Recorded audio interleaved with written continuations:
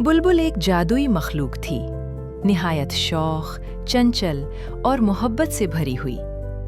वो शाहर की हर खुशी और हर आंसू की साथी थी, मगर दुनिया से छुपी हुई। बुलबुल हर वक्त चाहती थी कि शाहर की मदद करे, उसके काम आसान करे।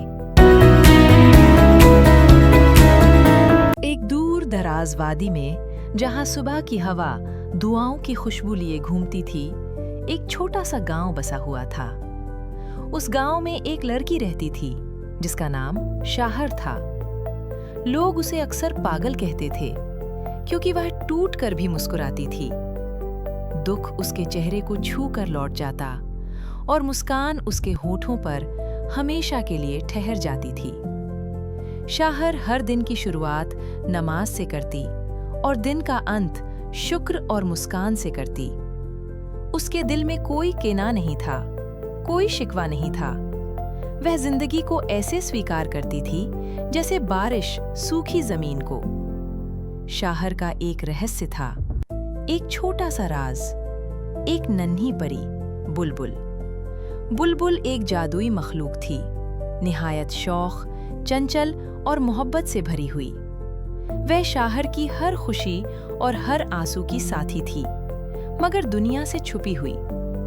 बुलबुल हर वक्त चाहती थी कि शाहर की मदद करे, उसके काम आसान करे, मगर शाहर हमेशा नरमी से मना कर देती। नहीं बुलबुल, मुझे खुद मेहनत करना अच्छा लगता है। शाहर की माँ जिंदा थी, मगर उसके दिल में ममता नहीं थी। वह तीखी आवाज में बात करती, चीखती, झड़ती। ओ पागल लड़की, देर हो रही है, महल जाना है या नहीं? आ रही हूं अम्मा, रोटियां भी पका दी हैं। माँ की तख्ती के बावजूद शाहर हर दिन मुस्कुराती। वह अपने बाग से मीठे अंगूर तोड़ती, जैसे हर दाना उसके दिल की नेकी का प्रतिबिंब हो। वह एक घोड़े की गाड़ी में बैठकर महल जाती। रास्ते में गांव वालों को सस्ते दामों पर ताजा अंगूर बेचती और हर खरीदार को मुस्कान तोहफे में देती। इसी महल में एक शहजादी रहती थी, शहजादी फातिमा। शहजादी की माँ का इंतकाल हो चुका था और बादशाह वकार ने उसकी हर ख्वाहिश पूरी करने की कोशिश की। कीमती कपड़े, जगमगाते गहने, दर्जनों नौकरानियां। मगर इन सब के बावजूद फातिमा का दिल साफ और नर्म था।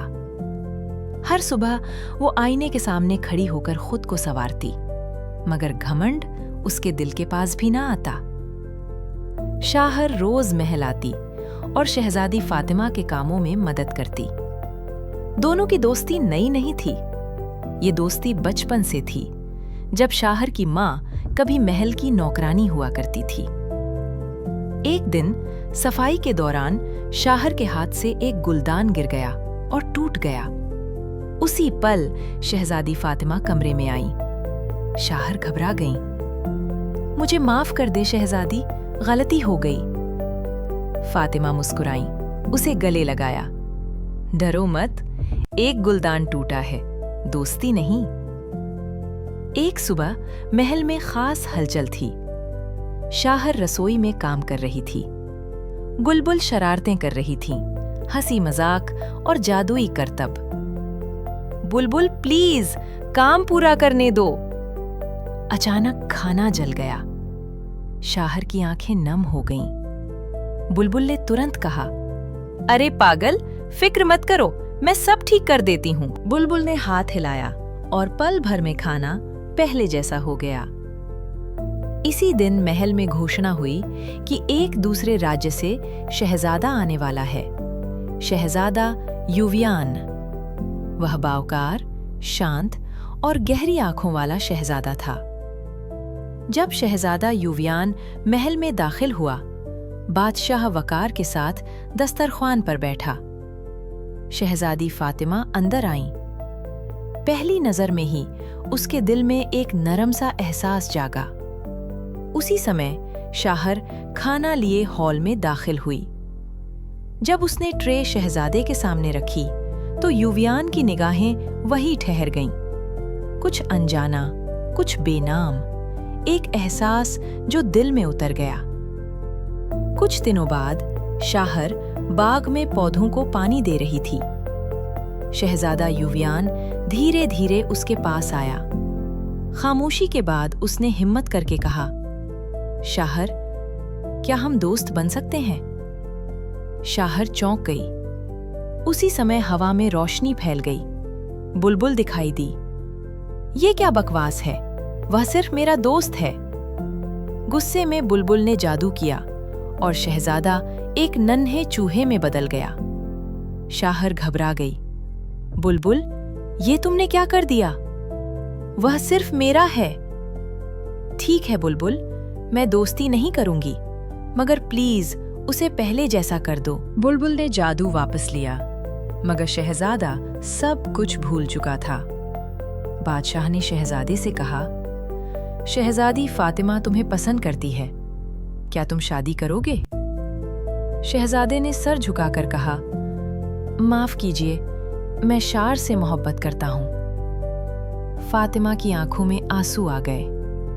इसी समय शार की मां बोली, वो तो एक नौकरानी है, उसका कोई मुकाम नहीं। फिर उस औरत ने वो सच बोला जिसने सब कुछ बदल दिया। फातिमा मेरी असली बेटी है। मैंने जन्म पर बच्चों को बदल दिया था। महल साकत हो गया। बादशाह की आंखों से आंसू बहने लगे। उसने तुरंत उस औरत को कैद करने का हुक्म दिया। शार चुपचाप आई। बादशाह ने उसे गले लगाया। पापा, मेरी एक ख्वाहिश है, अम्मा को माफ कर दें। फिर शार ने फातिमा का हाथ पकड़ा। ये महल तुम्हारा है। शहजादी बनने के लिए ताज नहीं, हौसला चाहिए। फातिमा रो पड़ी और यूं एक मुस्कान ने ताज छोड़ दिया और एक दिल ने दुनिया जीत ली।